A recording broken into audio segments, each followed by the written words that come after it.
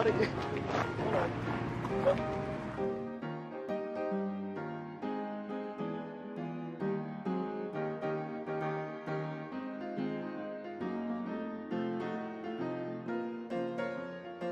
Bye.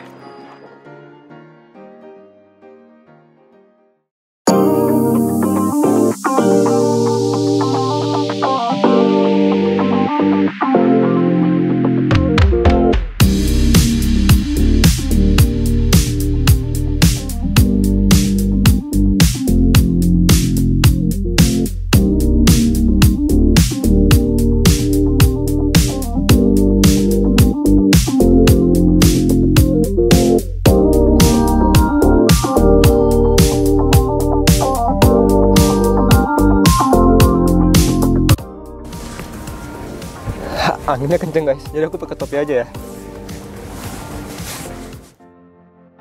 Halo guys, bagaimana kabarnya? Apakah teman-teman sudah menentukan ingin mengikuti program magang Jepang di LPK mana? Atau teman-teman masih bingung ingin masuk LPK mana? Karena mendengar dari cerita teman-teman yang lain bahwa banyak sekali penipuan-penipuan di LPK tertentu, yang mana kita udah bayar puluhan juta tapi tidak diberangkatkan juga ke Jepang. Aku pun punya teman yang memiliki pengalaman seperti tersebut, di mana dia udah bayar LPK puluhan juta tapi tidak diberangkatkan juga ke Jepang. Akhirnya dia memutuskan untuk pindah ke LPK yang lain. Nah, oleh karena itu, di kesempatan kali ini aku mau kasih tips bagaimana cara memilih LPK untuk program magang ke Jepang. Yang pertama adalah rekomendasi alumni. Jadi teman-teman bisa mencari LPK dari rekomendasi teman-teman yang udah pergi ke Jepang. Dengan begitu, LPK tersebut memang sudah terbukti bisa memberangkatkan peserta magang ke Jepang. Kalau bisa cari LPK yang alumninya sudah banyak pergi ke Jepang ya guys. Teman-teman bisa tanya-tanya juga ke alumni-alumni tersebut bagaimana sih proses magang ke Jepang, karena setiap proses magang ke Jepang itu berbeda-beda ya guys ya. Yang kedua adalah biaya. Teman-teman harus mengetahui juga ya biaya yang harus dikeluarkan untuk masuk LPK tersebut. Selain itu, teman-teman bisa mencari referensi-referensi LPK yang ada di sekitar tempat teman-teman berada. Teman-teman bisa membandingkan berapa sih biaya LPK tersebut pada umumnya. Nah, biasanya untuk belajar bahasa Jepang, teman-teman mengeluarkan uang sebesar 5 juta rupiah untuk belajar sekitar 2-3 bulan. Itu di tahun 2019 ya guys. Nah, untuk program magang ke Jepang sendiri, pada saat teman-teman sudah mendapatkan kontrak kerja, teman-teman harus membayar ke sending organizer. Nah, di tahun aku sendiri ya, di tahun 2019, untuk biaya program magang Jepang 3 tahun itu membayar 30 juta rupiah. Dan untuk program magang Jepang untuk 1 tahun itu biayanya 15 juta rupiah.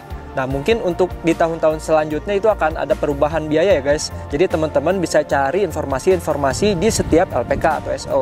Setelah mendapatkan rekomendasi dari alumni dan teman-teman juga sudah mengetahui biaya yang harus dikeluarkan, alangkah lebih baiknya teman-teman mengetahui juga legalitas dari LPK tersebut.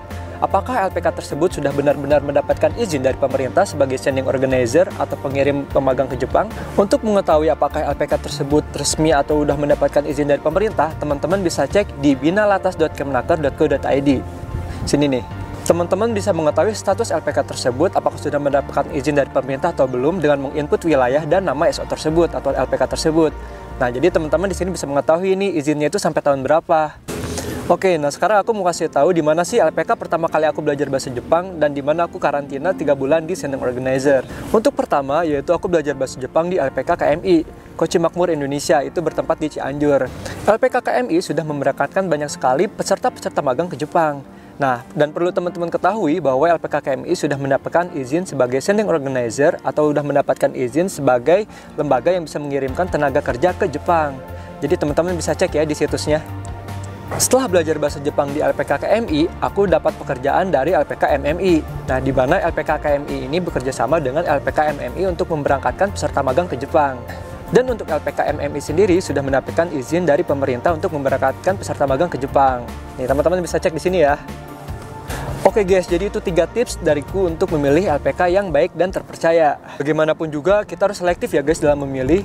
Jangan sampai modal yang sudah kita kumpulkan untuk pergi ke Jepang hangus begitu saja karena tertipu oleh pihak-pihak tertentu yang hanya ingin mendapatkan manfaat dari kita. Jadi teman-teman jangan mudah tergiur ya dengan tawaran-tawaran yang memudahkan kita untuk pergi ke Jepang. Nah, jangan sampai-sampai uang yang udah kita kumpulkan puluhan juta hangus begitu aja karena kita tidak jadi diberangkatkan ke Jepang. Karena untuk program magang ke Jepang sendiri itu memerlukan proses ya guys. Jadi gak ada yang namanya untuk instan pergi ke Jepang. Nah, untuk teman-teman yang ingin mengetahui lebih lanjut LPK KMI, teman-teman bisa datang aja ke tempatnya di alamat ini ya guys. Teman-teman boleh tanya-tanya nih kepada pengurus-pengurus yang ada di LPK KMI. By the way, pengurus-pengurusnya baik-baik loh guys, dan sense-sensenya juga sangat berkualitas. Selain pelayanannya yang baik, Sensei Denny, yaitu pemilik LPK tersebut, selalu menerapkan sistem kekeluargaan. Jadi teman-teman akan enjoy sekali untuk belajar di LPK KMI. Oke, semoga bermanfaat ya guys untuk video kali ini, terutama dalam membantu teman-teman untuk memilih LPK untuk program magang ke Jepang. Semangat ya teman-teman, karena dengan bekerja di Jepang, itu bisa menjadi awal yang baik untuk memulai investasi teman-teman. Untuk teman-teman, kalau misalkan ada yang ingin ditanyakan atau request untuk video selanjutnya, boleh tulis di kolom komentar ya guys. Oke, see you in my next video guys. Let's invest, let's travel. Bye!